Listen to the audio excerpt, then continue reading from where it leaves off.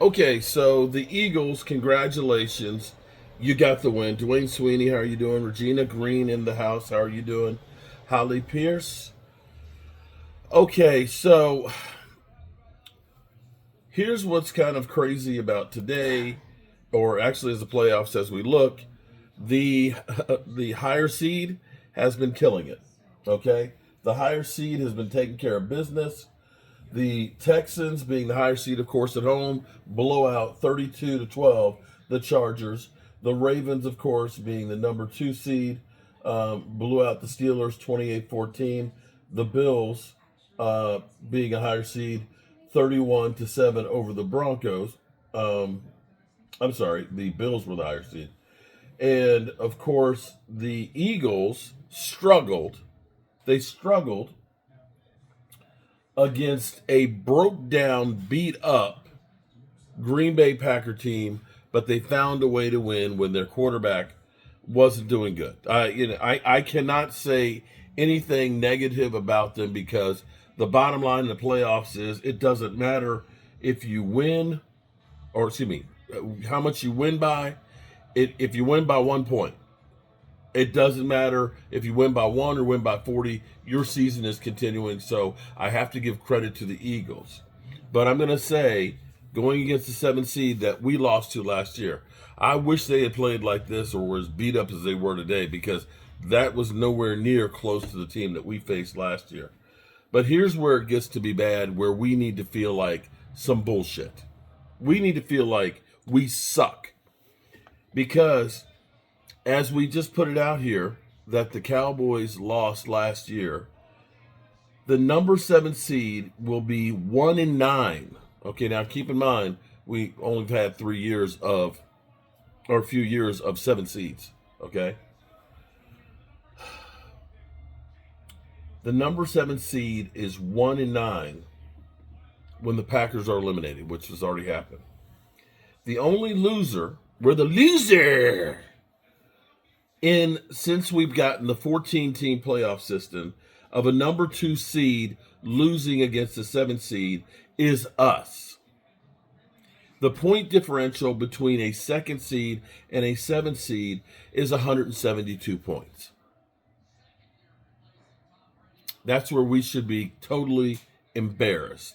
We should be disgusted by what we see. And if you're Jerry Jones looking at this, you should feel like some bullshit. Okay?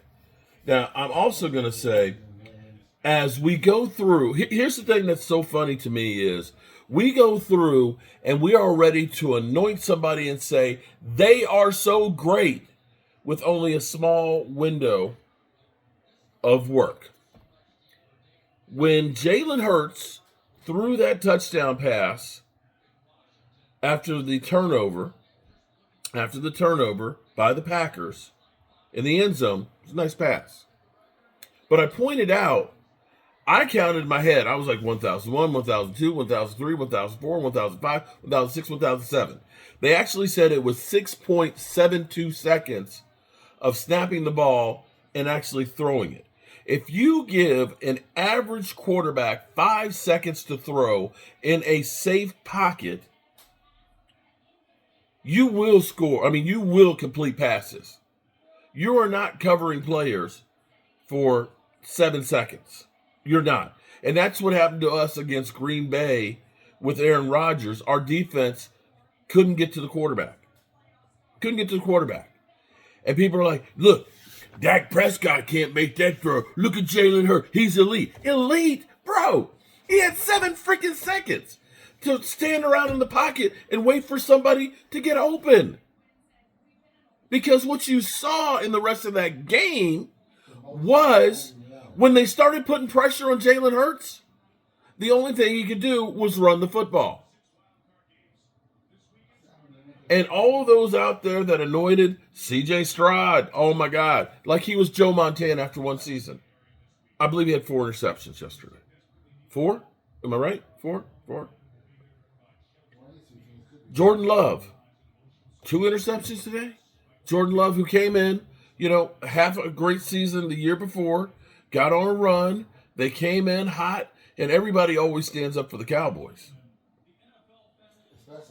But it's funny because, they were like, because I was like, well, Jordan Love had a bad game here. Well, at least it's not like Dak where they overpaid him. It's like, you do realize that he got a new contract this year too, right? After one season. I believe he's $53.5 million per year.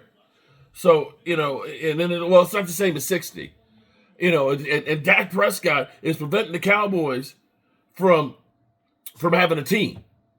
They can't sign him because of Dak Prescott. And I say, hold up, mother humpers. Just stop that. Stop the bullshit. Because his first year was $680,000.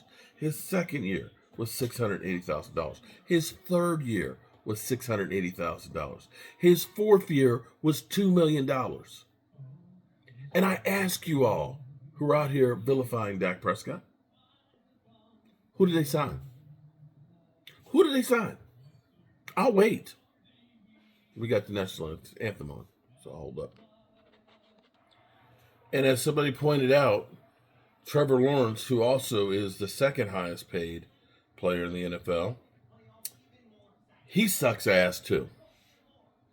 And Justin Herbert, see, what's funny about Justin Herbert, because everybody still defended Justin Herbert, and just you don't remember that they got 5 takeaways from the Prince, Trevor Lawrence, and they were up 27-0 in the first quarter on those turnovers, and yet they lost 31-30.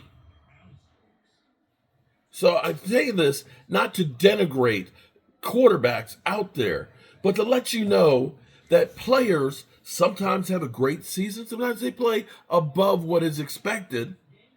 And sometimes they play games where they're way below. But the real player is somewhere in the middle. Stop anointing somebody after one game, because people looked at Jalen Hurts. Jalen Hurts leaked, man. Look at that throw, man. Dak Prescott came in. That's literally the kind of comments I was seeing. And then I'm looking at the rest of the game, and I'm like, he ain't doing nothing special.